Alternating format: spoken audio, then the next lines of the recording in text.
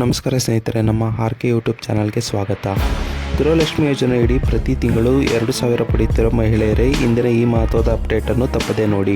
ಗೃಹಲಕ್ಷ್ಮಿ ಯೋಜನೆಯ ಫಲಾನುಭವಿಗಳಿಗೆ ರಾಜ್ಯ ಸರ್ಕಾರದಿಂದ ಹೊಸ ನಿಯಮ ಜಾರಿಯಾಗುವ ಸಾಧ್ಯತೆ ಇದೆ. ಮತ್ತೆ ಅರ್ಜಿ ಸಲ್ಲಿಸಬೇಕಾಗುತ್ತದೆಯೋ, ಬಯೋಮೆಟ್ರಿಕ್ KYC ಕಡ್ಡಾಯವಾಗುತ್ತದೆಯೋ, ಈ ಎಲ್ಲ ಮಾಹಿತಿಯನ್ನು ಈ ವಿಡಿಯೋದಲ್ಲಿ ತಿಳಿದುಕೊಳ್ಳೋಣ.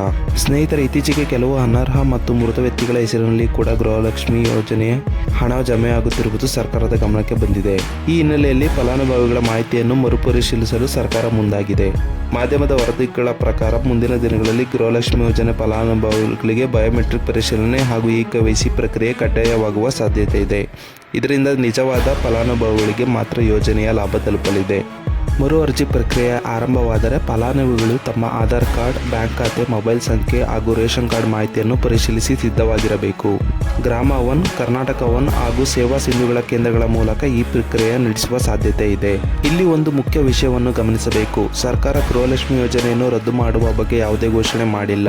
ಅರ್ಹ ಫಲಾನುಭವಿಗಳಿಗೆ ಪ್ರತಿ ತಿಂಗಳು 2,000 ಸಹಾಯಧನ ಮುಂದುವರಿಯಲಿದೆ. ಆದ್ದರಿಂದ ಸಾಮಾಜಿಕ ಜಾಲತಾಣಗಳಲ್ಲಿ ಹರಿದಾಡುವ ಸುಳ್ಳು ಸುದ್ದಿಗಳಿಗೆ ಕಿವಿಕೊಡಬೇಡಿ. ಯಾವುದೇ ಅಧಿಕೃತ ಮಾಹಿತಿ ಬಂದರೆ ಮಾತ್ರ ಅದನ್ನು ನಂಬಿ. ನಿಮ್ಮ ಬ್ಯಾಂಕ್ ಖಾತೆಗೆ ಹಣ ಜಮೆಯಾಗುತ್ತಿದೆಯೇ ಇಲ್ಲವೇ ಎಂಬುದನ್ನು ನಿಯಮಿತವಾಗಿ ಪರಿಶೀಲಿಸಿ ಹಾಗೂ ನಿಮ್ಮ ಆಧಾರ್ ಮತ್ತು ಬ್ಯಾಂಕ್ ಖಾತೆ ಲಿಂಕ್ ಆಗಿದೆ ಎಂಬುದನ್ನು ಖಚಿತಪಡಿಸಿಕೊಳ್ಳಿ. ಮುಂದಿನ ದಿನಗಳಲ್ಲಿ ಸರ್ಕಾರ ಅಧಿಕೃತ ಪ್ರಕಟಣೆ ಹೊರಡಿಸಿದ ನಂತರ ಸಂಪೂರ್ಣ ಮಾಹಿತಿಯನ್ನು ನಮ್ಮ ಆರ್.ಕೆ ಯೂಟ್ಯೂಬ್ ಚಾನಲ್ನಲ್ಲಿ ನೀಡುತ್ತೇವೆ.